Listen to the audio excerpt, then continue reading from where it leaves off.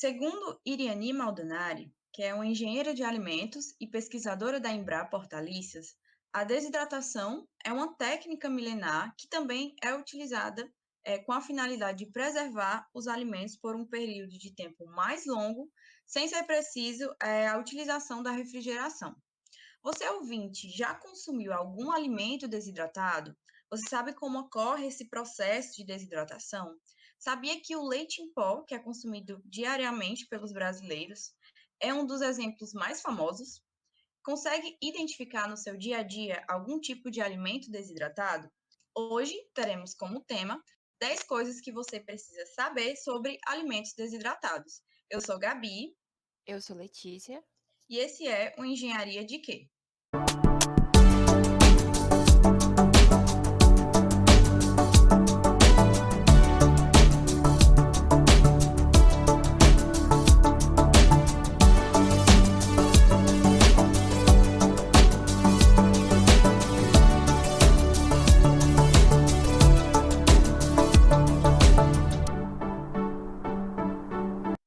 Para falar um pouco mais sobre esse assunto, conversamos agora com a professora Larissa Consoli, doutora em Engenharia de Alimentos pela Faculdade de Engenharia de Alimentos da Unicamp e pesquisadora de pós-doutorado no Instituto de Tecnologia de Alimentos (ITAL). Olá, Larissa, é ótimo poder conversar com você. Seja muito bem-vinda. Queria pedir agora para você se apresentar um pouco para nós. Olá, pessoal, boa tarde. Boa tarde, Gabriela. Boa tarde, Letícia. Eu agradeço pelo convite de estar aqui com vocês para a gente conversar um pouquinho sobre esse assunto, que é bastante importante na área de alimentos. Falando um pouquinho sobre mim, como vocês já disseram, eu fiz graduação em Engenharia de Alimentos na Faculdade de Engenharia de Alimentos da Unicamp, de 2006 a 2010, onde eu também cursei o mestrado e doutorado nessa área. Durante esse período de mestrado e doutorado, eu trabalhei principalmente com o tema de microencapsulação. Mas um dos processos mais utilizados na microencapsulação é justamente a secagem através da técnica de spray dryer, que depois a gente pode falar um pouquinho. Após esse período também, eu trabalhei um pouquinho como docente para os cursos de engenharia de bioprocessos e engenharia de produção, e agora recentemente iniciei o meu pós-doutorado na área de secagem, justamente para a aplicação da secagem como uma forma de aproveitamento de resíduos agroindustriais. Então é um prazer poder compartilhar um pouquinho desse assunto com vocês aqui hoje. Muito interessante mesmo isso.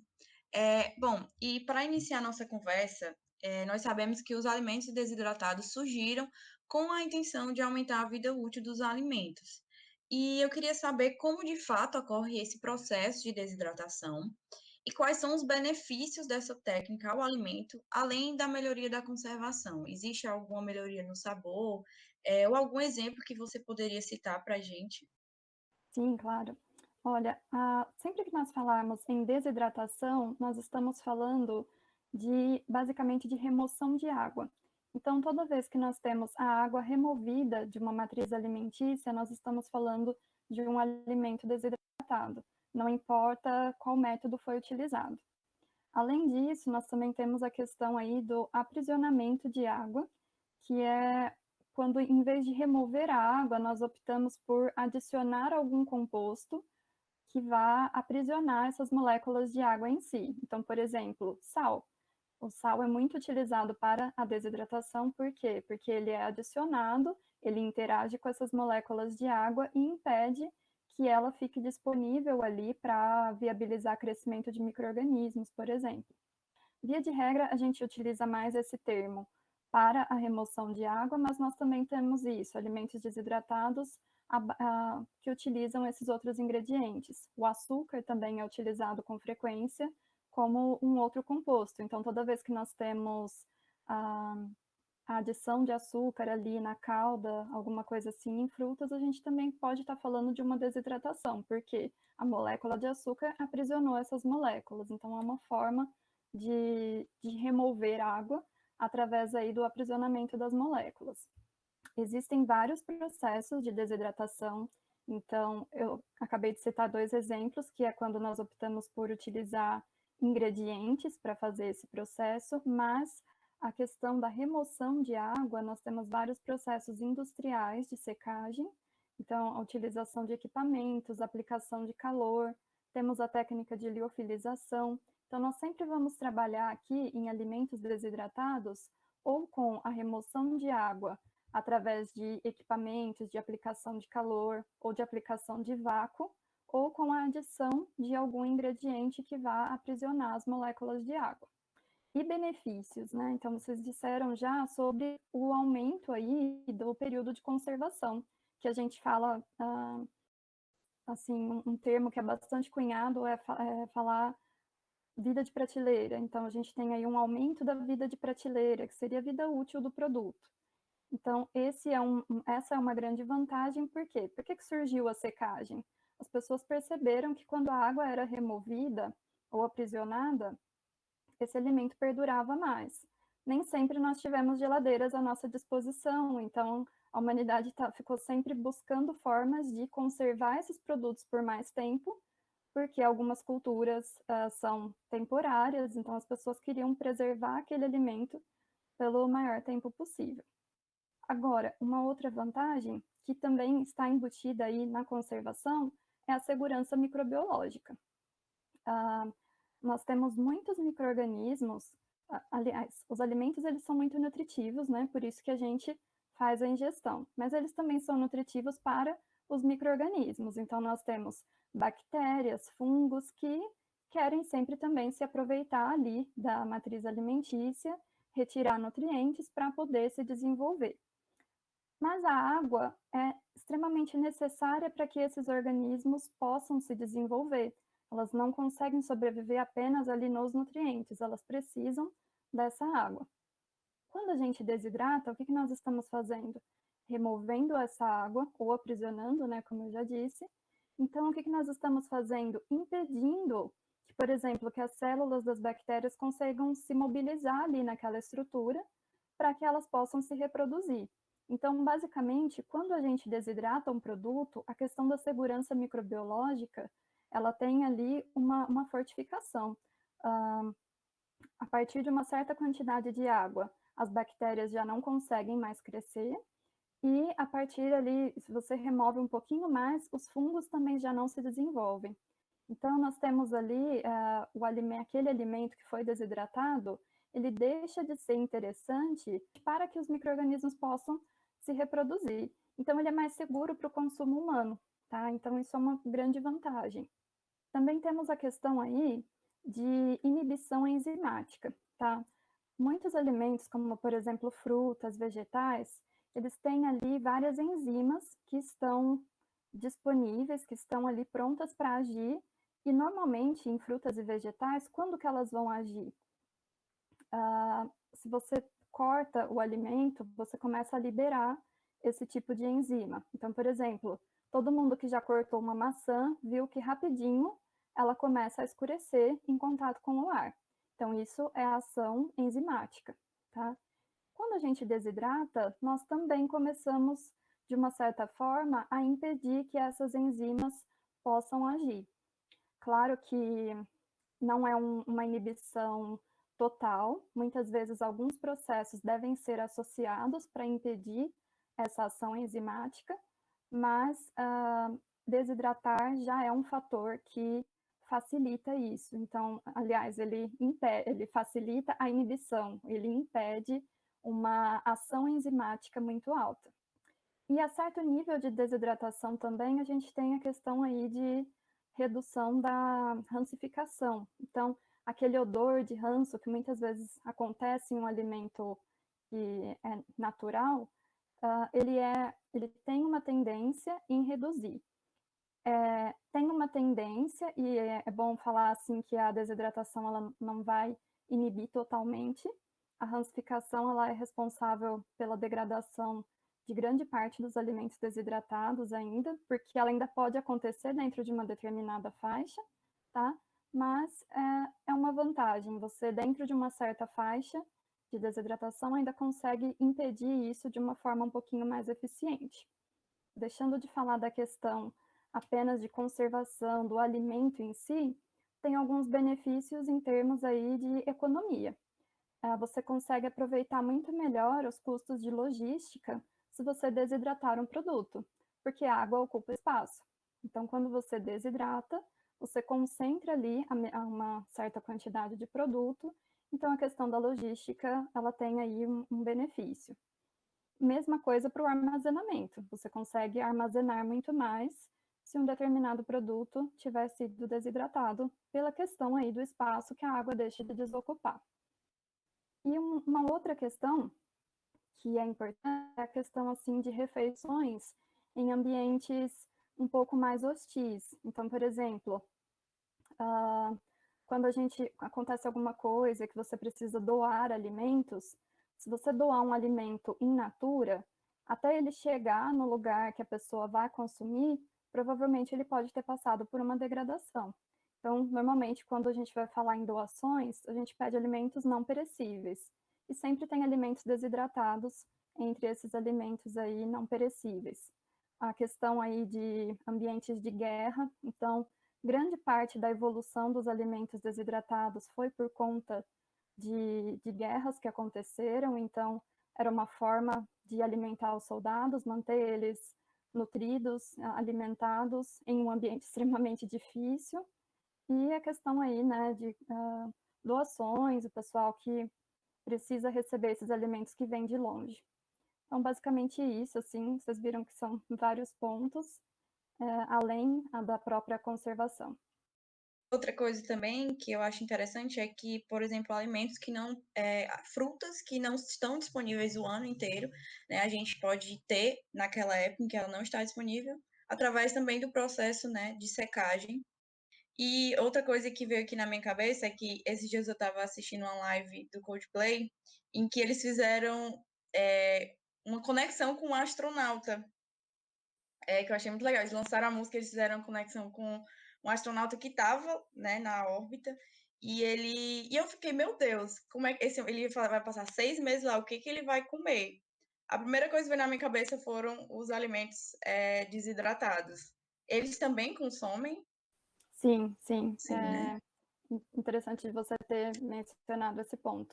Então, muito, como eu disse, muita coisa de alimento desidratado começou a ser desenvolvido para a guerra, mas isso acabou sendo aplicado também na questão aí dos astronautas. A NASA trabalha bastante com alimentos desidratados e, e realmente tudo que é questão de espaço, né, de viagens espaciais, que agora tem se falado um pouco mais sobre isso recentemente. Realmente, alimentos desidratados estão muito presentes. Imagina, ali eles têm um espaço extremamente confinado e eles vão para viagens muito longas, então é necessário, sim, que esses alimentos passem, grande parte deles passem pelo processo de desidratação. E essa questão da sazonalidade também, Gabriela, que realmente, se você desidrata uma fruta que é sazonal, ou uma hortaliça, um vegetal, você vai ter ele disponível o ano todo, né? Então, a disponibilidade aí para mercado acaba sendo muito mais vantajosa e você consegue aproveitar aquilo disponível no mercado por um período muito maior ao longo do ano.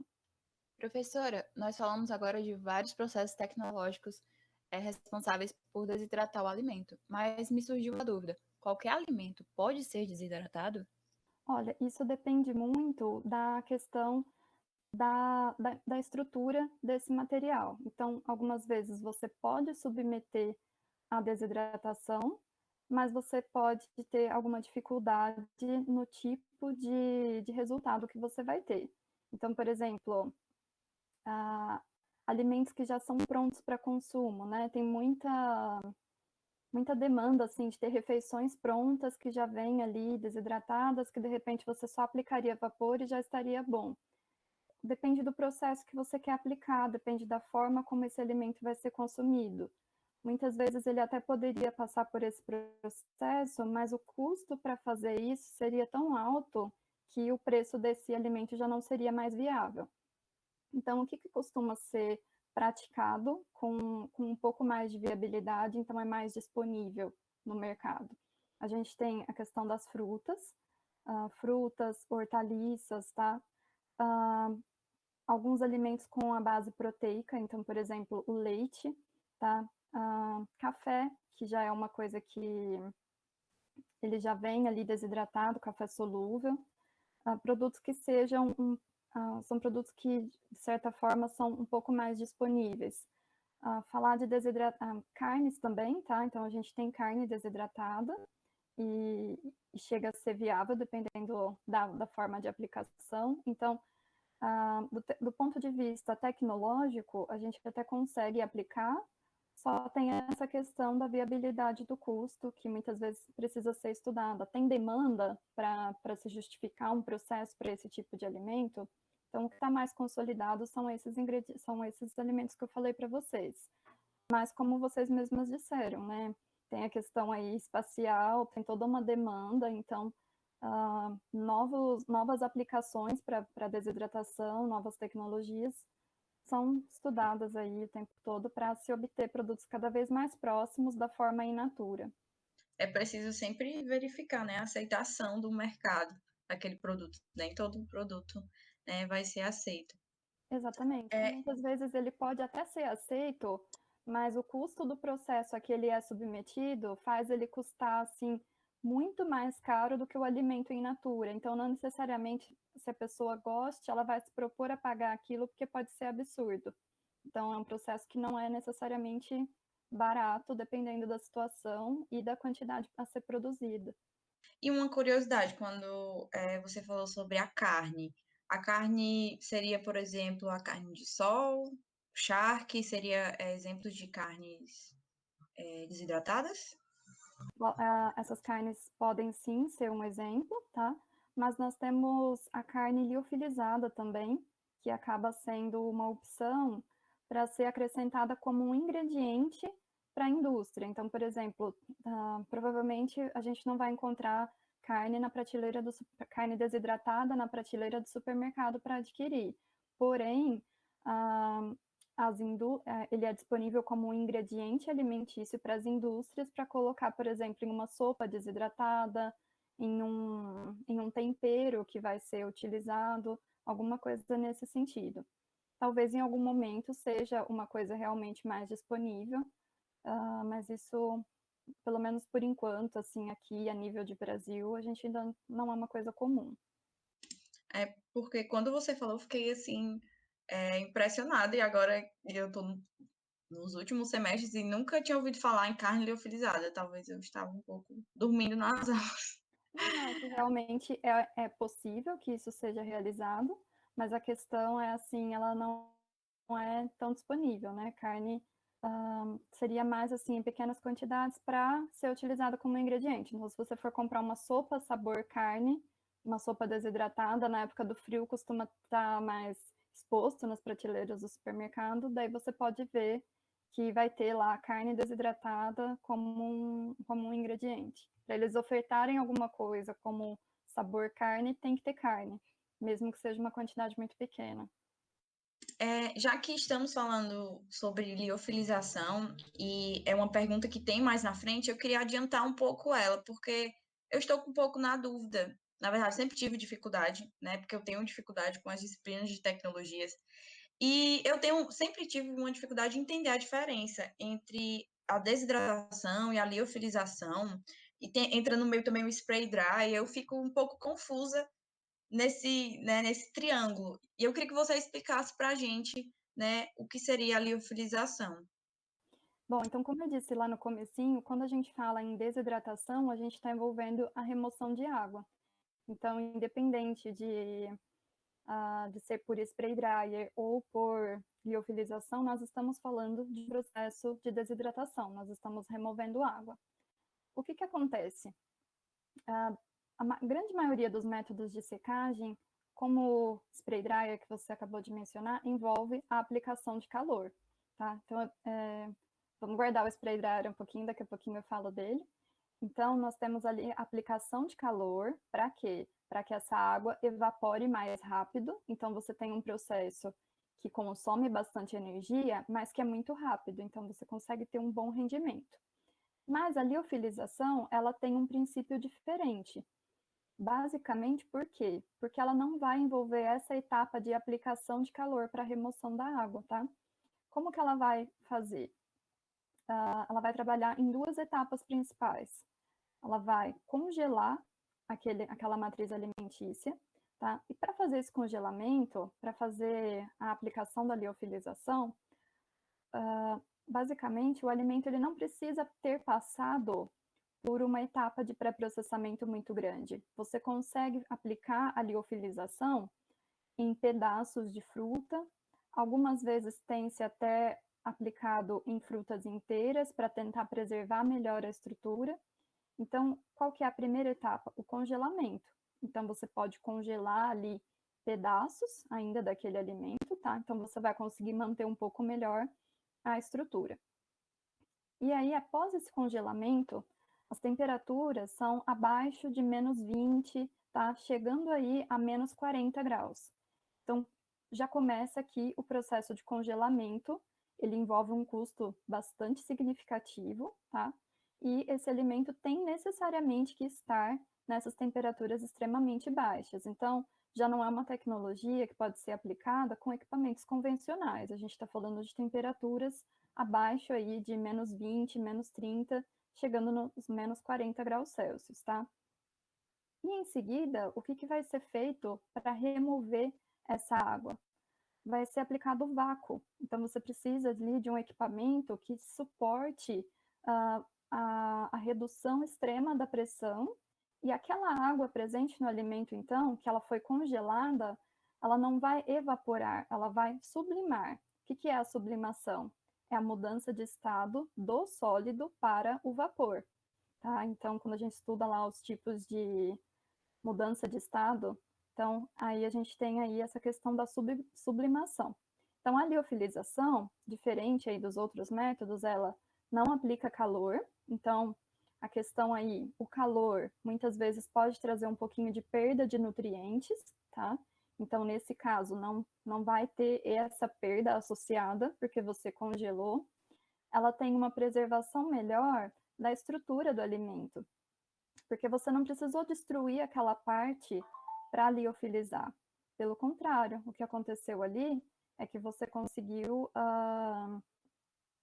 manter aquela estrutura, e isso é muito importante, porque aquele alimento desidratado, ele vai ser um pouco diferenciado, tá? Então, você preservou a estrutura, quem for consumir o produto final, ele vai sentir um pouco melhor ali essa questão de preservação de estrutura. Então, quando ele mastigar uma fruta que foi liofilizada, vai ser muito mais parecida de uma fruta in natura, tá? Então, não tem aplicação de calor, então você consegue preservar melhor nutrientes e aroma.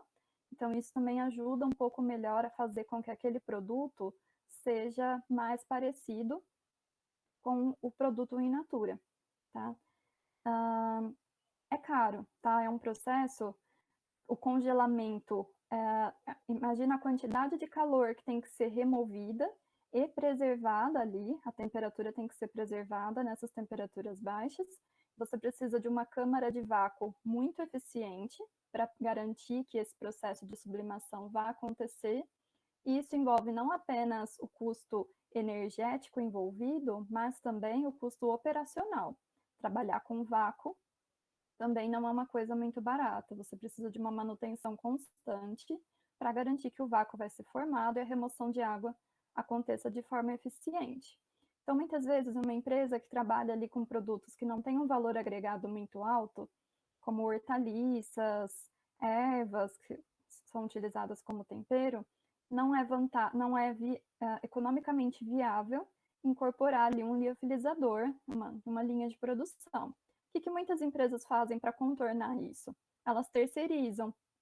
Então, muitas vezes a empresa pode pagar para que uma empresa especializada nisso realize esse serviço como um terceiro ali.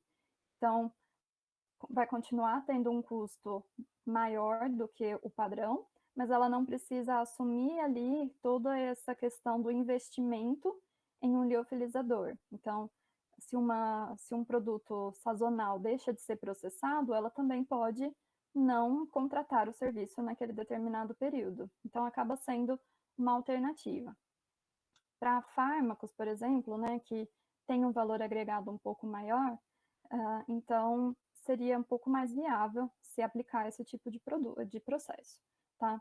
Mas, em geral, a gente tem aí que um produto liofilizado, ele vai ser um pouco diferenciado. Então, tanto pela preservação do aroma, quanto aí pela preservação da textura, também da estrutura. Você morde uma fruta e você espera que ela tenha uma textura característica, tá? Então, a gente tem esse tipo de vantagem associada. O mesmo, às vezes, valendo a pena, o consumidor pagaria, mas ele não sabe, não tem o conhecimento do que é uma liofilização. Então, talvez ele vê um produto na prateleira, produto liofilizado. Não tem, talvez não tenha uma noção de que aquele produto tem um valor agregado maior e que talvez ele pagaria. Mas pelo conhecimento, eu acho que as pessoas, né, por não ser uma metodologia muito utilizada, né, pelas indústrias, então eu acredito que não vale muito a pena, a não ser que tivesse esse investimento maior, né? Essa é uma questão assim que poderia ser solucionada, assim, digamos, se você aplica um marketing um pouco mais bem elaborado para mostrar para aquele cliente, olha, isso aqui está caro porque a gente está te oferecendo um produto diferenciado. Então, tem, assim, alguns lançamentos nessa questão de produtos que tenham esse diferencial. Então, provavelmente na questão da qualidade, o cliente vai perceber alguma diferença. Então, é uma coisa assim, para quem pode pagar por essa diferença toda, teria que trabalhar um pouco mais com marketing. Mas aí a gente também está falando de um aumento de despesas com marketing, né? Então, são considerações que devem ser feitas. E muitas vezes também um ensinado em um outro alimento. Então, esse ingrediente pode até fazer diferença naquela formulação do produto final, de uma sopa, por exemplo. Então, tem essa questão. Tudo isso envolve aí, como você falou, explorar um pouco mais essa questão de divulgar, né? Mas também a questão aí envolve gastos, né? Isso vai depender do propósito da empresa, de quanto ela tem um risco envolvido, então depende também de quanto ela está disposta a arcar com esses custos um pouco mais altos. Falando um pouquinho, vocês tinham no início da pergunta colocado sobre o processo de spray dryer. O processo de spray dryer é uma outra forma de secagem. Para que ele é aplicado? Para alimentos líquidos, tá? Então, não faz sentido em falar de passar no spray dryer uma fruta inteira. A gente está falando de processos que têm aplicações diferentes. Então, ele seria aplicado mais para polpas de frutas, leite em pó é produzido pelo spray dryer. Então, daí o que nós temos? Produtos líquidos que vão passar por uma câmara de secagem. Quando a gente fala líquido, leite em pó, por exemplo, né? Basicamente, ali ele tem uma viscosidade muito baixa e um teor de sólidos que também é baixo. Então, o que tem que ser feito antes do spray dryer?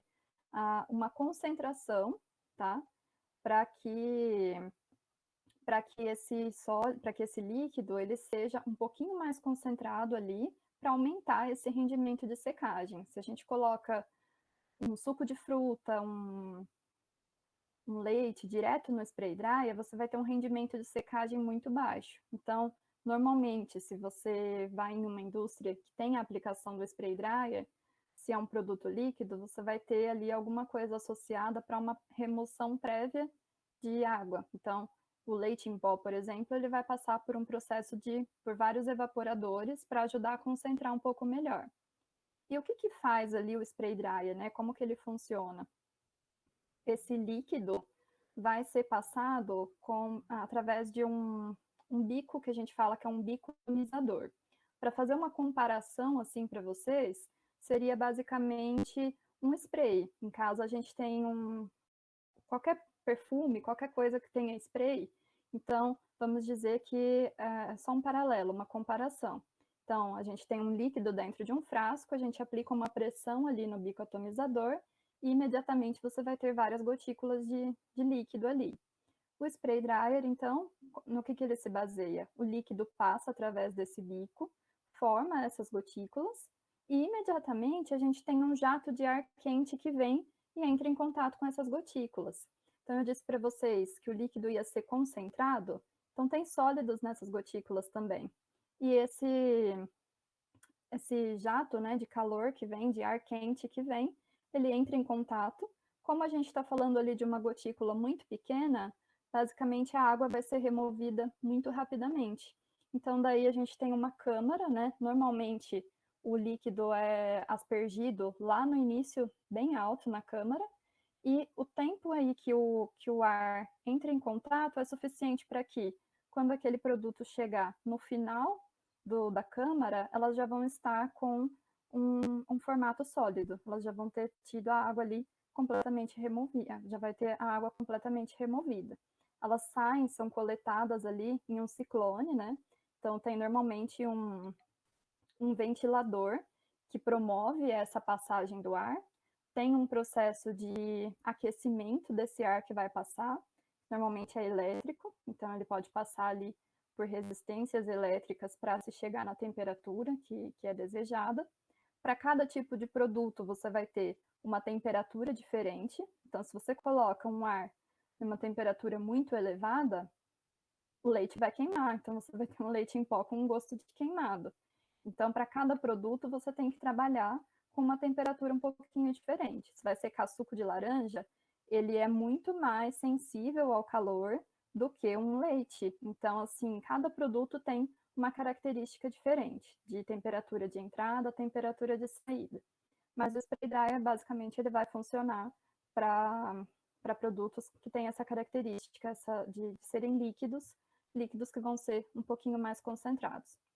Para produtos pastosos, por exemplo, nós podemos utilizar uma técnica chamada de drum dryer, que é a secagem por tambor. Daí o produto, nós temos assim um tambor, basicamente um cilindro, que é encamisado, então tem vapor ali no interior desse cilindro, nas paredes, e o produto ele vai passar por essas paredes do cilindro. Então, quando ele entrar ali em contato com essa parede aquecida, ele vai ser removido, retirado depois. E aí ele seca também, porque tem um tempo de contato. Normalmente, o tempo de contato é uma variável do processo. Para cada produto também, você vai ter um tempo de contato diferente. Daria para fazer um podcast só das técnicas utilizadas para secagem, meninas. São vários tipos de equipamento, assim, então não sei o quanto vocês querem que a gente se aprofunde, mas tem muitas técnicas utilizadas. Tem secador de bandeja, tem os flash dryer, então tem vários tipos. Isso depende do processo, depende do produto, depende do que você espera da aplicação daquele ingrediente que está sendo produzido. Já se considere convidada para um próximo episódio que iremos ter esse tema. Eu quero agradecer por essa explicação, porque durante toda a minha graduação eu nunca tinha entendido spray dry ou liofilização também. Então, muito obrigada pela sua explicação. Eu realmente aprendi bastante. Que bom que vocês entenderam. Larissa, acredito que nós falamos muito agora sobre processos de secagem tecnológicos da indústria, né? E acredito que esse podcast é muito amplo, atinge um grande público, e queria perguntar se esse processo de desidratação de alimentos pode ser feito em casa também, por pessoas que não têm um conhecimento tão grande de composição química e nutritiva de alimentos. Olha, basicamente, ele pode ser feito em casa, mas claro que com os recursos que nós temos em casa, a gente acaba não tendo um produto com as mesmas características. Então, por exemplo, dá para fazer leite em pó em casa? Não dá, porque a gente não tem nenhum equipamento similar ao spray dryer. Dá para brincar com alguma arte que a gente faça com um secador de cabelo e um spray, mas não dá para produzir, tá? Então, só para fazer um paralelo. O que dá para fazer? Essa questão das frutas, dá para trabalhar um pouquinho, frutas, hortaliças, como? No forno, tá? Então, na questão do forno da cozinha, dá para simular, digamos assim, um secador de bandejas industrial, tá? Então, dá para fazer, por exemplo, tomate desidratado, daria para fazer algumas hortaliças desidratadas, tá? Então, assim, claro que os recursos que nós temos dentro de uma cozinha, com o forno elétrico também talvez dê para simular alguma coisa. Então, a questão aí de frutas, hortaliças. Nós temos também a questão do custo de um botijão de gás dentro de casa, o custo de um forno elétrico, se ele tiver que operar um dia inteiro, imagina, leva 6 horas em um secador industrial para conseguir remover toda a água de folhas, por exemplo, sabe, de salsinha, esse tipo de coisa. Então, não sei até que ponto compensa.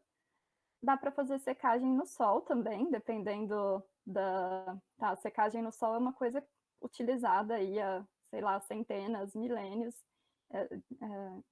de anos aí, né? Muito tempo. Então, secagem no sol é uma opção. É economicamente viável se você quer fazer em casa? Olha, depende da quantidade que você vai fazer, se é para uma receita, mas depende do produto também. Então, eu falaria aqui para vocês que dá para fazer? Dá, mas tem a questão do custo, tem a questão que não necessariamente vai ficar igual, porque a eficiência aí de um forno doméstico não é igual a de um secador industrial, mas são os recursos, a gente tem que ir adaptando os recursos, né? Então, às vezes com forno elétrico, forno de cozinha, dá para simular alguma coisa, fora a secagem no sol também, dependendo da situação. Só lembrei da minha tia. Um beijo, tia Toinha, porque ela faz um chá de laranja e aí ela seca a casca da laranja no sol para fazer o chá. Então, assim, se é economicamente viável, se ela quiser fazer isso para vender, não sei até quanto ela consegue. E também, assim, secar no sol, você tem ali um produto que está exposto a contaminações do ambiente. Então, não é uma coisa adequada, tá? Mas é um processo que dá para remover água. Então, algumas coisas dá para adaptar. E durante esses processos de desidratação e de secagem, tem muita perda dos nutrientes ou só da água mesmo? Muitos nutrientes são hidrossolúveis. O que é isso? É um nutriente que ele só é solubilizado na água. Então, no momento em que você remove a água, eles podem sofrer perdas. Nós temos aromas, tá? Que também acabam sendo degradados, porque eles não suportam a aplicação de calor. Claro que um processo industrial, ele vai sempre tentar se adaptar à realidade daquele produto que ele está secando. Então, a gente tem, olha só, laranja, né? Polpa de laranja. Vamos secar suco de laranja? Ok, a indústria vai fazer isso. Qual que é a limitação ali? A gente tem o que dá aquele saborzinho da laranja? Tem um composto lá que chama limoneno. Então, a partir de um certo ponto ele vai se degradar. Quando ele se degradar, o sabor não é a mesma coisa, ele vai começar a ficar amargo. Tem a vitamina C. Vitamina C, quando se aplica muito calor, ela também produz compostos ali que têm um sabor muito amargo. Então, a indústria vai ter sempre que se adaptar um pouco à realidade daquilo. Então, ela vai conseguir de uma forma que vai evitar essas perdas, porém, alguma perda sempre vai ocorrer, principalmente com relação à aplicação de calor, tá? Então, consumir aí uma polpa de laranja desidratada é a mesma coisa do que abrir uma laranja e espremer na hora? Não, nunca vai ser. Porém, qual é a diferença? A questão da disponibilidade, tá? Não necessariamente você vai ter no lugar que você mora laranjas disponíveis o tempo todo. Não necessariamente você tem tempo de espremer uma laranja. Então, se você consome um suco desidratado, talvez você consiga ali incorporar isso na sua alimentação. Então, a desidratação dos alimentos, ela também traz essas vantagens, essa questão de disponibilidade, facilidade no preparo, tá? Então, tem perdas de nutrientes? Sim, algumas vitaminas também, tá? Podem sofrer perdas. O que a indústria sempre vai tentar fazer é se basear nos compostos mais sensíveis para determinar quais vão ser os parâmetros de processo, para evitar que haja um excesso nessas perdas. Professora, como engenheiras de alimentos em formação, eu e a Gabriela, nós estudamos muito sobre embalagens e armazenamento de alimentos. E sobre esse processo eu fiquei pensando, existe uma forma correta de armazenar alimentos desidratados? E se ao comprarmos em muita quantidade um alimento desidratado e queremos fracionar esse alimento, a gente pode retirar de uma embalagem original e colocar em outra embalagem? Olha, os alimentos desidratados, eles têm essa questão, é bem importante para vocês falarem aí a questão das embalagens, tá? Eles têm essa questão. Muita água foi removida. Então, o que que acontece? Você alterou todo o equilíbrio daquela estrutura. Então, ele está ali em um estado de umidade bastante baixa. Tem um outro ponto também que a gente chama de atividade de água, que é a umidade relativa do próprio alimento, falando assim grosseiramente. Então, o que que acontece? Ele é um alimento que a gente chama de higroscópico. O que que é isso? Ele tem afinidade por água. Por quê? Porque você desidratou muito ele. Então, ele está ali em um estado de uma umidade baixa, de uma umidade relativa dele, ou seja, atividade de água baixa. Então, o que que ele tende? A absorver água. Se você coloca um alimento desidratado em um ambiente ali sem muita proteção, a umidade disponível no ambiente provavelmente em algum momento vai começar a passar para ele. Então, no momento em que o fabricante vai determinar qual é a melhor embalagem, ele tem que pensar em tudo isso. Olha, esse alimento aqui, qual é a embalagem mais adequada? Quanto tempo eu quero que ele dure? 1 ano, tá? Então, ele vai promover ali uma embalagem que vai proteger, por exemplo, da luz, do oxigênio, a gente fala ali da permeação de vapor, tá? Então, cada alimento, no momento em que ele vai, que o fabricante vai fazer o design de uma embalagem, ele vai ter que pensar em tudo isso. Tem alimentos que, para conservar por mais tempo, precisariam de embalagens melhores, mas que eles não têm um valor agregado que justifique uma embalagem tão cara. Então, por exemplo, muitos temperos a gente acaba acondicionando, a indústria acaba acondicionando em embalagens mais simples mesmo, plásticos mais simples, porque não compensaria pagar por uma embalagem muito mais cara, tá? Então, tudo isso vai depender da situação. Então, posso abrir, posso fracionar? Você pode até fazer isso, mas muito provavelmente a conservação desse alimento vai ser diferente. Ele vai durar por muito menos tempo. Um exemplo, assim, bastante clássico, leite em pó, tá? Como que a gente compra leite em pó? As principais embalagens. Líder de mercado. Em saco ou em lata? Em lata. Tá? Nós temos lata e nós temos saco. Tanto a lata quanto o saco, eles são metalizados. Então, ali tem metal, e esse metal representa uma barreira para a luz. Então, provavelmente, o que que vai acontecer ali com aquele alimento? Ele não recebe luz. Por que que a luz é importante? Porque ela evita a oxidação dos lipídios que estão naquele produto, tá? A oxidação lipídica, ela é muito acelerada, por exemplo, pela ação da luz e do oxigênio. Então, aquela embalagem da lata, ela está privando aquele alimento de luz e do oxigênio, tá? Muitas vezes eles têm ali até uma atmosfera modificada com injeção de nitrogênio para evitar que o oxigênio fique em contato naquele vãozinho que a gente tem da lata. No saco também, no leite em pó que é comprado em saco, a gente tem também polietileno que muitas vezes é metalizado ou mesmo laminado com uma folha de alumínio para evitar esse tipo de situação. Tirei o leite em pó da lata bonita, da lata que eu não achava muito bonita e coloquei em vidrinhos lá na minha cozinha, olha, fica mais bonito. Tudo bem, mas agora ele recebe a ação da luz. Então, tem toda essa questão. Normalmente, a empresa vai ali promover uma embalagem que justifique a duração daquele produto por 1 ano ou por mais tempo. Mas, em contrapartida, se você tira esse produto dessa embalagem original, ele pode sofrer a ação aí de fatores do ambiente que não teria sofrido.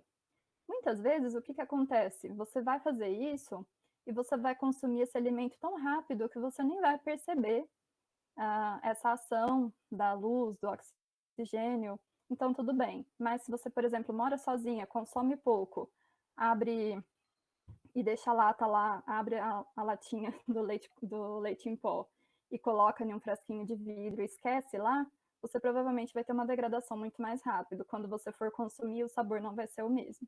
Então depende do alimento. Temperos, por exemplo, salsinha desidratada, cebola desidratada, talvez mais pela questão da umidade eles possam sofrer alguma alteração, mas daí assim eles são menos suscetíveis, porque você já não tem tanto lipídio ali na composição. Então, o recomendável é que você preserve na embalagem do fabricante, ou tente pelo menos colocar aí em uma embalagem mais parecida possível. Inclusive, eu já tomei, né? Leite em pó rançoso e eu não recomendo. Muito ruim. Sim, porque o que acontece? No momento que você desidrata, remove a água do leite, basicamente a concentração de lipídio vai aumentar, certo? Porque você está removendo a água, então aquele lipídio que está ali vai ficar mais concentrado e muito mais suscetível à ação do oxigênio, à ação da luz. Por quê? Porque você alterou a estrutura do leite também, né? Então, no leite normal, tem toda uma questão da proteína que está protegendo os lipídios, mas ali você alterou um pouco a estrutura. Então, daí ele vai se rancificar realmente muito mais rápido. E não é agradável. Inclusive, eu sou essa pessoa que mora sozinha e abre o produto e vai consumir semanas depois, vai lembrar que existe semanas depois. Além dessas características já faladas, né, por você. Eu queria saber se tem mais alguma característica que tem como identificar para saber se aquele produto ainda está adequado para o consumo. Porque a gente tem uma ideia, né, acho que a gente tem uma sensação de que por ser produto seco ou em pó, a gente tem a sensação de que ele dura mais, ele tem uma validade maior. Então, mesmo ali estando perto da validade, eu já tendo usado bastante, eu fico assim, na dúvida, será que eu posso comer? Será que existe alguma característica que eu precise verificar? E existe alguma característica que eu possa observar para identificar se está ou não bom para o consumo? Olha, nos produtos desidratados, basicamente, a gente, no teor de umidade que eles estão, se eles forem preservados nas embalagens originais, tá? Basicamente, o que nós temos? A questão aí da ação microbiológica, ela vai ser muito pouco provável, tá? A gente está falando em níveis de atividade de água, que é o conceito que eu falei para vocês, é o estado da água naquele alimento, é o quanto a água está disponível para a interação, digamos assim, né? A gente também fala que pode ser a umidade relativa do próprio alimento, para vocês terem uma noção. Para os micro-organismos, bactérias crescerem, a gente precisa aí de uma atividade de água até 0,9, a partir de 0,9. Isso bactérias. Fungos um pouquinho menor, 0,7, 0,8 é o limite. Os alimentos desidratados, eles estão aí em uma atividade de água entre 0,2 e 0,3. Então, é muito pouco provável que você vai ter uma deterioração microbiológica. E o que isso significa? Que ele é um alimento seguro para o consumo, mesmo que passe mais tempo, tá? Porém, o que acontece? Isso falando em alimentos em pó, basicamente, folhas desidratadas, tá? Mas o que acontece? Por que ele degrada, então? Por que ele não fica mais bom? Aí nós temos ação enzimática, que muitas vezes o processo não consegue impedir completamente, consegue apenas inibir. Então, daí o que pode acontecer a longo prazo? As enzimas causarem ali alguma degradação, que esse alimento já não vai mais ser agradável. Uma outra coisa que pode acontecer, e que é o que mais acontece, é a questão da oxidação lipídica, tá? Então, fica aquele sabor de ranço, tá? E o que vai acontecer? Não é mais agradável, aí já passa a ser desagradável consumir. Então, a gente tem muito mais alterações que a gente chama de sensoriais. Nós estamos falando do sabor, nós estamos falando ali, o consumidor espera por um gosto e esse gosto já não vai mais acontecer, tá? Então, daí é o que pode acontecer. Uma outra coisa que também acontece muito é a perda de aroma. Então, você tem lá uma salsa desidratada para colocar em um alimento, mas ela está lá na sua cozinha há 3 anos porque você comprou um pacote e você quase não usa. Ela não vai te fazer mal, mas ela talvez já não tenha mais aquele sabor que você realmente espera para aquele produto. Então, nós estamos falando mais de alterações sensoriais, que você vai perceber, ou se um aroma está fraco, ou se tem rancificação, tá? Do que propriamente de algum risco ao consumo. Larissa, essa conversa foi muito engrandecedora para mim e para a Gabriela. Eu revi vários conceitos que eu tinha sobre alimentos desidratados e como eu me portava perante eles. E para finalizarmos a nossa conversa, eu gostaria de perguntar o que esperar de um futuro com alimentos desidratados? O que esperar da indústria de alimentos desidratados? E se teríamos no futuro mais alimentos desidratados em nossas prateleiras? Olha, eu acredito que esse mercado vai crescer muito, porque a população mundial em uma taxa menor, mas ela continua crescendo, então nós vamos precisar de alimentos desidratados para suprir todas essas demandas. Então, provavelmente isso vai ser, sim, muito mais desenvolvido, tá? Questão da disponibilidade também de frutas, então processos de desidratação permitiriam que a gente aqui no Brasil consumisse, conhecendo um pouco melhor o sabor, frutas de países diferentes, frutas que a gente não está acostumado. Então, isso permitiria aí uma exploração de sabores de uma forma muito maior. O que eu acho que a indústria tem como desafio? A questão da textura, preservação de aromas. Então, assim, via de regra, os processos, eles acabam alterando um pouco a questão de aroma, a questão da textura que eu falei para vocês, a gente muitas vezes espera que seja gostoso, né? Então, é nutritivo, mas a gente também quer mastigar e sentir ali um sabor bom, uma consistência que traga ali algum prazer naquela mastigação. Então, isso eu acho que também é um desafio. A questão dos custos de produção, então, por exemplo, a liofilização é um processo bom? Sim, excelente, mas ele ainda é muito caro. Então, alternativas aí que viabilizem isso um pouco melhor.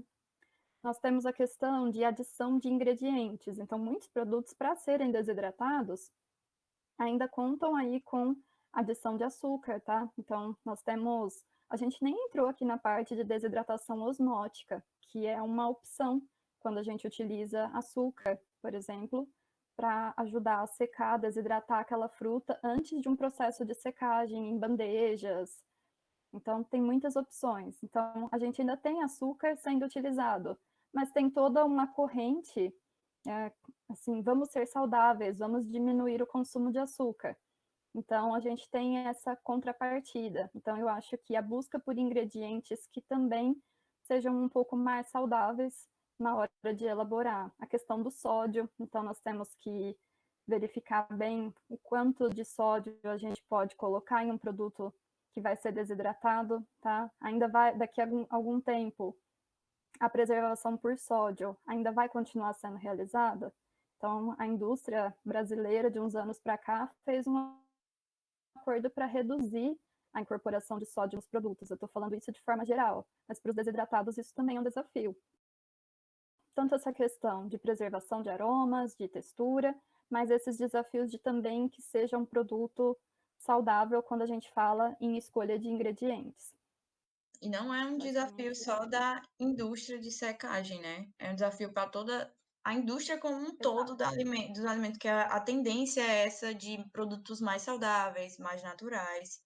Sim, mas, por exemplo, se você fala que você quer usar o açúcar apenas para adoçar, então você já tem muitos ingredientes aí, edulcorantes, que podem promover aí um gosto parecido ao do açúcar, o dulçor. Mas para desidratar, que realmente a molécula de glicose ali interagindo com a água, daí é mais difícil utilizar em grandes quantidades e fazer esse efeito. Então, para secagem isso, e para a questão da desidratação também, o que pode substituir o sódio em um alimento, em uma carne de sol, né, que basicamente é característico. Então, não tem como, tem produtos que precisam disso, dessa característica, mas é um desafio, né? Até quando isso vai continuar sendo consumido em grande quantidade? Então, tem toda essa questão. Bom, chegamos ao fim de mais um episódio super interessante, que aborda um tema tão atual na área de alimentos. Agradecemos a participação da professora Larissa, foi um bate-papo incrível, muito obrigada. E obrigados a todos os nossos ouvintes que nos têm acompanhado até o momento. E esse foi mais um Engenharia de Quê?